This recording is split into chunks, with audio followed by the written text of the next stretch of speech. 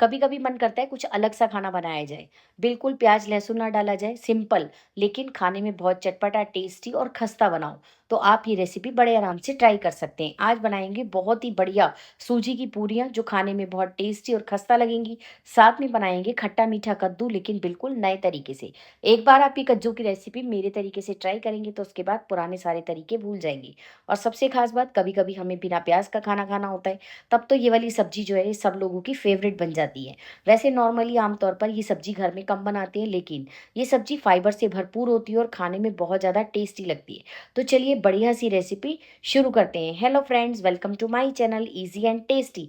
तो चलिए रेसिपी शुरू करते हैं। इसके लिए सबसे पहले मैंने 1 कप के लगभग सूजी ली है। एक कटोरी से नाप लीजिए जितनी आपको पूरियां बनानी है। अब सूजी को एक बड़े बर्तन के अंदर डाल देंगे। आधा चम्मच के लगभग इसमें मैंने नमक डाल दिया है और आधा चम्मच ही हम हथेली के बीच में क्रश करके अजवाइन डाल देंगे। इससे बहुत बढ़िया पूरियों का टेस्ट आएगा और पूरियाँ बहुत खस्ता बन के तैयार होंगी। साथ में आधा चम्मच के लगभग मैंने इसमें चिली फ्लेक्स डाल दिए हैं। अगर बच्चों के लिए बना रहे हैं तो आप चाहें तो स्किप कर सकते हैं, बाकी चिली फ्लेक्स से इतना ज़्यादा इसका तीखा टेस्ट होता नहीं है। अब 1 कप तेल के लगभग जितनी सूजी है ना, उतना ही हमको तेज गर्म पानी लेना है। यानी मैंने 1 कप सूजी ली है, साथ में 1 कप तेज गर्म पानी लिया है और पानी के अंदर हम सूजी को 5 से 7 मिनट के लिए भिगो देंगे। इसका फ़ायदा क्या होगा, सूजी अच्छे से फूल जाएगी और जो आपको पूरियों में दाने दाने नज़र आते हैं ना, वो नहीं नज़र आएंगे और पूरियाँ हमारी बहुत खस्ता बन के तैयार होंगी। पूरी रेसिपी को ध्यान से फॉलो कीजिएगा, उसके बाद ही ट्राई कीजिएगा। अब मैंने 700-800 ग्राम के लगभग अच्छा कद्दू लिया है, एकदम कच्चा है और इसका छिलका भी एकदम हरा और ताज़ा है। तो इसकी वजह से मैंने छिलके को साथ में रहने दिया है। अगर आप कद्दू की सब्जी बिना छिलके के खाते हैं तो आप छिलका छील सकते हैं। वैसे आप एक बार छिलके के साथ कद्दू की सब्जी बना कर देखिए, बहुत बढ़िया टेस्ट आता है। तो मैंने थोड़ी सी सब्जी तो है छिलके उतार दिए और कुछ सब्जियों जो टुकड़े हैं ना उनके छिलके रहने दिए हैं। इस तरह से हम इसके छोटे छोटे टुकड़े काट के तैयार कर लेंगे। एक बार आप कद्दू की रेसिपी इस तरह बनाएंगे तो आपके घर में सबको बहुत ज़्यादा पसंद आएगी। वैसे तो कद्दू खाने के बाद सब नाक मुंह बनाते हैं कद्दू खाने के टाइम कि क्या बनाया है, लेकिन अगर आप पूरी के साथ ये वाला कॉम्बिनेशन ट्राई करेंगे ना, वो भी बिल्कुल मेरे तरीके से, पूरी रेसिपी को फॉलो कीजिए। घर के ही मसाले और प्याज लहसुन का इस्तेमाल हमने बिल्कुल नहीं किया है, टमाटर का इस्तेमाल मैंने किया है। ये देखिए सारा कद्दू मैंने काट के तैयार कर लिया है। अब 2 टमाटर, 2 हरी मिर्चें और साथ में 1 इंच अदरक का टुकड़ा, इनका मैंने पेस्ट बना के तैयार कर लिया है। अब एक कटोरी के अंदर आधा चम्मच सौंफ लेंगे, आधा चम्मच के लगभग हम जीरा ले लेंगे, आधा चम्मच इसके अंदर कलौंजी डाल देंगे, बहुत बढ़िया टेस्ट आता है। आधा चम्मच ही मैंने इसके अंदर राई डाल दी है। 1/4 टीस्पून के लगभग हम इसके अंदर हींग डाल देंगे। ये पंचफोड़न मसाला होता है और सब्जी के अंदर इसका बहुत बढ़िया टेस्ट आता है। मेरे पास आज धनिया नहीं था साबुत, अगर आपके पास हो तो आधा आधा चम्मच दरदरा पिसा हुआ धनिया भी लीजिए। अब एक और ख़ास मसाला बना लेते हैं। आधा चम्मच लाल मिर्च पाउडर, आधा चम्मच कश्मीरी लाल मिर्च पाउडर, आधा चम्मच ही मैंने हल्दी पाउडर लिया है। साथ में इसमें 1 चम्मच के लगभग धनिया पाउडर डाल देंगे, आधा चम्मच कसूरी मेथी का पाउडर डाल देंगे। 600 से 700 ग्राम कद्दू के लिए इतना मसाला बिल्कुल परफेक्ट रहेगा। और अब इसमें साथ में 1 चम्मच स्वाद के अनुसार नमक डाल देंगे। नमक और लाल मिर्च आप अपने टेस्ट के हिसाब से थोड़ा सा एडजस्ट कर सकते हैं। और सबसे खास चीज़, 1 चम्मच इसमें जो नारियल पाउडर होता है ना, वो ज़रूर डालिए। अगर आपके पास नारियल पाउडर नहीं है तो आप ताज़ा घिसा हुआ नारियल भी डाल सकते हैं। अब आधी कटोरी पानी डालकर इसका एक घोल बना लेंगे और इसको हम मसालों को फूलने के लिए रख देंगे। जब हम 2-4 मिनट इसको रेस्ट कराएंगे ना, तो मसाले अच्छे से फूल जाते हैं और सब्जी में बहुत अच्छी खुशबू, अरोमा आता है और साथ में टेस्ट भी कई गुना बढ़ जाता है। तो आप एक बार ये वाली रेसिपी इस तरह ज़रूर ट्राई कीजिए। ये देखिए इतनी देर सूजी कितनी अच्छे से फूल गई है। बस अब इसके अंदर हम 1 चम्मच के लगभग देसी घी डाल देंगे। आप देसी घी की जगह ऑयल का इस्तेमाल भी कर सकते हैं। अच्छे से इसको मिक्स करते हुए चारों तरफ से मिक्स कर लेंगे। ये देखिए सूजी कितनी अच्छे से फूल गई है और बिल्कुल इसका एक पेस्ट जैसा बन गया है। अब इसमें थोड़ा थोड़ा गेहूं का आटा डालते हुए इसका एक सेमी सॉफ्ट डो लगा के तैयार कर लेंगे, जैसा हम पूरी के लिए घर में डो लगाते हैं। ये देखिए बस इसमें पानी हमें और नहीं डालना है। 1 कप मैंने सूजी ली है, 1 कप तेज गर्म पानी लिया था और 1 कटोरी के लगभग ही मुझे गेहूं का आटा इसके अंदर मिलाना पड़ा है। आप थोड़ा बेसन का इस्तेमाल भी कर सकते हैं, लेकिन इस तरह से पूरी बनाएंगे ना तो बहुत बढ़िया और खस्ता पूरियाँ बनेंगी और खाने में बहुत स्वादिष्ट लगेंगी। ये देखिए बस अब हमारा डो बहुत बढ़िया लग के तैयार हो गया है। अब मैंने हल्का सा इसको चिकना हाथ लगा के और इसको एक बार हम और गूंद लेंगे ताकि ये डो अच्छे से रेस्ट कर ले और बहुत अच्छी एकसार पूरियाँ बन के तैयार होंगी। जो खाने में एकदम खस्ता होंगे और बिल्कुल भी घी या तेल एब्ज़ॉर्ब नहीं करेंगी। इनको आप घी में भी तल सकते हैं और तेल में भी तल सकते हैं। बस अब क्या करेंगे, कढ़ाई के अंदर 2 चम्मच के लगभग सरसों का तेल लेंगे। जब तेल अच्छे से गर्म हो जाएगा ना, तो इसके अंदर हम वो पंचफोड़न मसाला डाल देंगे। इस सब्ज़ी का असली स्वाद सरसों के तेल में ही आता है, तो एक बार आप रेसिपी सरसों के तेल में बना के देखिए। और वैसे आप देसी घी में भी बना सकते हैं, और जिसका इस्तेमाल मैंने बाद में किया है। अब इसके अंदर जो हमने मसाले का पेस्ट बना के रखा था ना, वो फटाफट से डाल देंगे और मसालों को लगातार चलाते हुए भूनते रहेंगे। सारे हमने मसाले इसी के अंदर ऐड कर दिए हैं, तो कोई और मसाला हमें इसमें डालने की ज़रूरत नहीं है। लेकिन अभी भी 2-3 चीज़ें हैं जो कि आप सब्ज़ी के अंदर डालेंगे ना, तो कद्दू की सब्ज़ी का एक स्पेशल टेस्ट आएगा। अब जो टमाटर की प्यूरी बना के रखी थी, वो भी इसके अंदर डाल देंगे और इसे लगातार चलाते हुए पकाएँगे।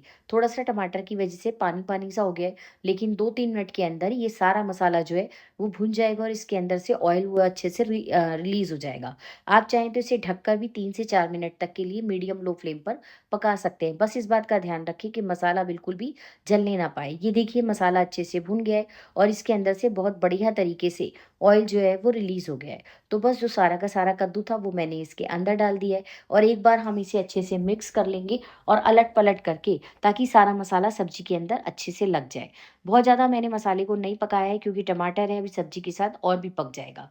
बस अब हम इसे ढक देंगे और 4 से 5 मिनट तक ढककर पकाएँगे। इसमें हमें बिल्कुल भी पानी का इस्तेमाल करने की ज़रूरत नहीं है, क्योंकि कद्दू से अपने आप ही काफ़ी पानी रिलीज़ होता है, जिससे सब्ज़ी अपने आप पक जाएगी। ये देखिए मुझे पकाते हुए बिल्कुल लो फ्लेम पर 3 से 4 मिनट का टाइम हो चुका है और बहुत बढ़िया एकदम नरम मुलायम जो है कद्दू काफ़ी हद तक नरम पड़ गया है। एक बार इसे फिर से चला देंगे। इस समय अगर आपको लगे तो आप 2-3 चम्मच पानी और डाल लीजिए, क्योंकि अगर नॉन स्टिक कढ़ाई है तो नहीं जलेगा। हाँ, लेकिन स्टील की कढ़ाई है तो आपको ऐसा लग सकता है कि सब्ज़ी नीचे लग रही है।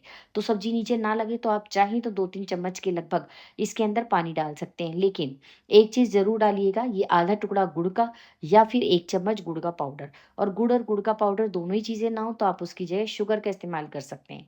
इससे कद्दू अच्छा खट्टा-मीठा बनता है। लेकिन अभी हमने खट्टे के लिए कुछ नहीं डाला है, क्योंकि अगर खटाई पहले ही डाल दो तो सब्ज़ी पकने में टाइम लेती है और जितना भी पका लो हल्का-सा कच्चापन उसमें रह ही जाता है। तो बस अब मैं 3 से 4 मिनट तक ढककर सब्ज़ी को और पका लूँगी। 3-4 मिनट के बाद हमारी कद्दू की सब्ज़ी लगभग जो है बनकर तैयार है। इस स्टेज पर हम एक कद्दू का जो पीस है ना, उसको निकाल के चेक कर लेंगे कि ये अच्छे से पक गया है या नहीं। ये देखिए ये बिल्कुल अच्छे से पक गया है, हल्की सी कसर बाकी है, वो अभी हमारी और 1-2 मिनट के अंदर अपने आप कद्दू पक जाएगा। तो अब आधा चम्मच मैंने इसके अंदर गरम मसाला डाल दिया और साथ में आधा चम्मच के लगभग ही हम इसके अंदर जो है चाट मसाला या अमचूर पाउडर, जो भी आपके पास अवेलेबल हो, ज़रूर डालिएगा। तभी तो खट्टा मीठा कद्दू बनेगा। खूब सारा हरा धनिया डालेंगे और बढ़िया कद्दू की खट्टी मीठी सब्जी बनके तैयार है। बस अब एक बार मसाले को मिक्स कर देंगे और ढककर 1 से डेढ़ मिनट तक और पका लेंगे। पूरी रेसिपी को अच्छे से फॉलो किया कीजिए और देखा कीजिए, उसके बाद बनाया कीजिए। चाहे आपको रेसिपी 2 बार देखनी पड़े, लेकिन एक बार आप रेसिपी को इस तरह बनाकर देखेंगे ना, तो आप सच में इस सब्जी के फ़ैन हो जाएँगे, इतनी टेस्टी बनती है।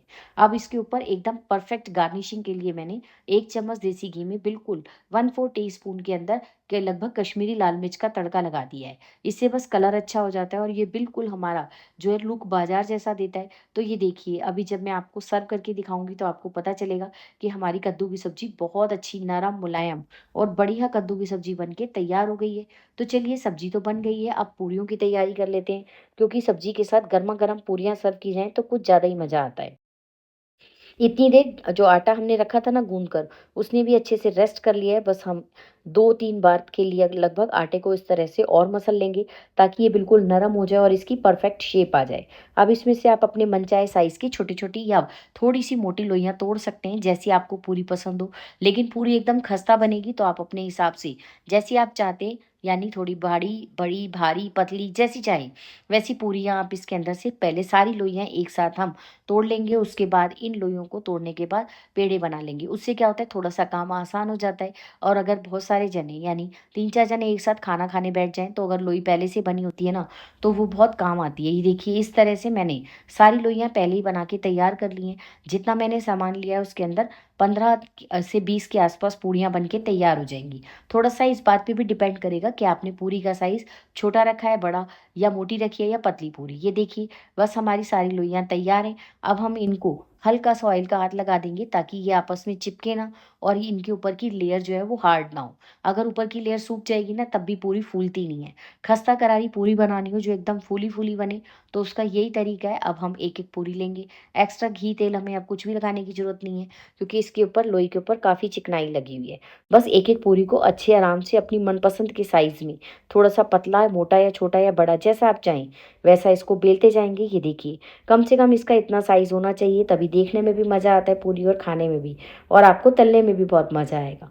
आप सबको मेरी रेसिपी अच्छी लगती हो तो चैनल को लाइक शेयर और सब्सक्राइब कीजिए और बेल आइकन तो ज़रूर प्रेस कीजिए ताकि जितनी भी मैं रेसिपीज़ अपलोड करूँ उन सबका नोटिफिकेशन आपको सबसे पहले मिल जाए और आप सबसे पहले जाकर वो सारी की सारी रेसिपीज़ को देख पाएँ। ये देखिए कितनी अच्छी गोल गोल पूरियाँ बन के तैयार हुई हैं। अगर आपको ऐसा लग रहा है कि पूरी गोल नहीं बन रही तो आप इसे किसी कटोरी से कट भी कर सकते हैं, लेकिन उससे थोड़ी कम अच्छी पूरी बनती है। जबकि हाथ से इस तरह बेलो हल्की सी, अगर कभी थोड़ी बहुत टेढ़ी रह भी जाए तो वैसे पूरी बहुत बढ़िया बनती है और किनारे बिल्कुल इकसार रहते हैं। ये देखिए इस तरह से मैं 4-5 पूरियाँ एक बार में ही जो है बेल लूँगी और उसके बाद हम फटाफट फटाफट इनको तलते जाएंगे। और पूरी तलने के लिए तेल अच्छा गर्म होना चाहिए और जब गर्म तेल के अंदर हम पूरी डालेंगे उसके बाद हम पूरी को फुला लेंगे और फिर गैस का फ्लेम लो कर देंगे और इसको अच्छे से खस्ता होने तक सेक लेंगे। ये देखिए मैं पूरी के ऊपर हल्का हल्का तेल डालती जा रही हूँ ताकि दूसरी तरफ से भी अच्छे से सिक जाए। पहली पूरी कभी कभी क्या होता है कि घी उतना तेज गर्म नहीं होता तो हो सकता है कि पहली पूरी आपकी ना फूले, लेकिन ये भी फूल गई है। बाकी की सारी पूरियां भी इसी तरह एकदम फूली फूली और आपको इसकी ऊपर की लेयर से ही पता लग रहा होगा कि ये एकदम खस्ता बन के तैयार हुई है। बस इस तरह से सारी पूरियां हम तलते जाएंगे और अगर आपको गर्मा गर्म सर्व करनी है तो फटाफट से इसको गरम गरम सर्व कीजिए। और अगर आप चाहें तो एक साथ सारी पूरियां तल के रख दीजिए। ये काफ़ी देर तक इसी तरह खस्ता बनी रहती हैं। बस इनको तलने का एक तरीका होता है, पहले हाई फ्लेम पर पूरी डालिए और जैसे ही वो फूल जाए उसके बाद गैस का फ्लेम लो कर दीजिए और अच्छे से दोनों तरफ से सुनहरा होने तक सेक लीजिए। ये आप छुट्टी के दिन कभी भी ट्राई कर सकते हैं या व्रत के दिन भी। जो लोग व्रत के अंदर फलाहार नहीं खाते, शाम को रोटी सब्जी खाते हैं, तो उस समय आप ये पक्का खाना बनाइए। घर में सबको वाकई बहुत पसंद आएगा और इस तरह की सब्जी व्रत में खास तौर पर बहुत अच्छी लगती है क्योंकि बिल्कुल सात्विक बनी हुई होती है। और कद्दू तो आपको पता ही है कि व्रत में खाया जा सकता है। तो मैंने तो सोमवार के व्रत के अंदर यही रेसिपी बनाई थी। आप सबने ये रेसिपी ट्राई की? और अगर की तो आप अपने घर में ट्राई करें तो मुझे प्लीज़ कमेंट करके ज़रूर बताइएगा कि आपकी ये रेसिपी कैसी बनी। ये देखिए मैं तो आपके लिए रोज़-रोज़ नई-नई रेसिपीज़ लाने की कोशिश करती हूँ। आप भी प्लीज़ सपोर्ट कीजिए और अब एक नया बटन आया है हाइप, तो प्लीज़ वीडियो को हाइप करने की कोशिश कीजिए। आपका कुछ नहीं जाना, सिर्फ़ एक थोड़ा-सा सपोर्ट और मोटिवेशन मिल जाएगा। तो बस सारी पूरियाँ हम इसी तरह से बेल-बेल कर और तलकर तैयार कर लेंगे और सर्व करने के लिए ये देखिए एकदम नरम मुलायम और खस्ता चाहें तो गरम-गरम, क्योंकि अगर गरम-गरम सर्व करेंगे तो एकदम करारी रहेंगी और थोड़ा ठंडा होने के बाद ये